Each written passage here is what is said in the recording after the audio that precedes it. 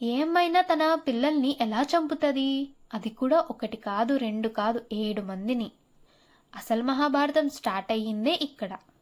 గంగాదేవిని చూడగానే శంతను మహారాజ్కి చాలా నచ్చింది. గంగాదేవి పెళ్లికి ఒప్పుకుంది. కానీ ఒక షరతు పెడతాది. నాకు నచ్చింది నేను చేస్తాను, నువ్వు ఎప్పుడైనా నన్ను క్వశ్చన్ చేస్తే అప్పుడు నేను నిన్ను వదిలేసి వెళ్ళిపోతా అని చెప్తుంది. శంతను మహారాజు దానికి ఒప్పుకొని పెళ్లి చేసుకుంటాడు. పెళ్ళైన తర్వాత వాళ్ళిద్దరికీ ఫస్ట్ కొడుకు పుట్టాడు. ఆ కొడుకుని తీసుకుని గంగమ్మ డైరెక్ట్గా వాటర్లో ముంచేస్తుంది. అది చూసి శంతను మహారాజ్కి ఏం అర్థం కాలేదు, క్వశ్చన్ కూడా చేయలేదు. ఎందుకంటే గంగమ్మ పెళ్లికి ముందే షరతు పెట్టింది కాబట్టి.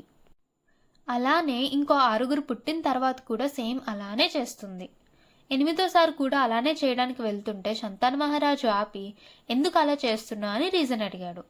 గంగాదేవి షరతు పెట్టింది కదా ముందే, ఏమైనా క్వశ్చన్ చేస్తే వెళ్ళిపోతా అని. అప్పుడు గంగాదేవి అక్కడి నుంచి 8వ కొడుకుని తీసుకుని వెళ్ళిపోతుంది. ఈ 8వ కొడుకే ముందు ముందు భీష్ముడవుతాడు. ఒక అమ్మ తన 7 పిల్లలను చంపడం వెనుక ఉన్న నిజమేంటో తెలిస్తే కమెంట్స్లో చెప్పండి. జై శ్రీకృష్ణ.